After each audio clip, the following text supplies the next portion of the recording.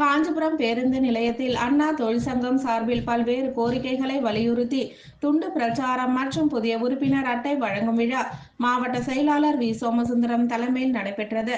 அண்ணா தொழிற்சங்க பேரவை போக்குவரத்து பிரிவு சார்பில் காஞ்சிபுரம் பேருந்து நிலைய பகுதியில் போக்குவரத்து தொழிலாளர்களின் 15வது ஊதிய உயர்வை நிறைவேற்றாமல் தொழிலாளர்களை வஞ்சிக்கும் தமிழக அரசை கண்டித்து மத்திய சங்க இணை செயலாளர் ஆலப்பாக்கம் சீனிவாசன் ஏற்பாட்டில் மாவட்ட கழக செயலாளரும் முன்னாள் அமைச்சருமான வி சோமசுந்தரம் பேருந்து நிலையத்தில் துண்டு பிரசுரங்கள் வழங்கினார். உடன் கழக அமைப்பு செயலாளர்கள் பாலாஜாபாத் கணேசன்,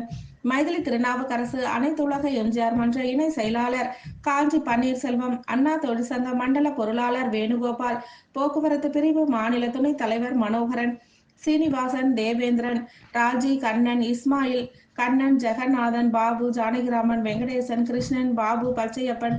ரமேஷ், செந்தில் வேலன், மீனாட்சி சுந்தரம், பொதுக்குழு உறுப்பினர் ஒவி ரமேஷ், மாவட்ட கைத்தறி பிரிவு செயலாளர் வில்வபதி,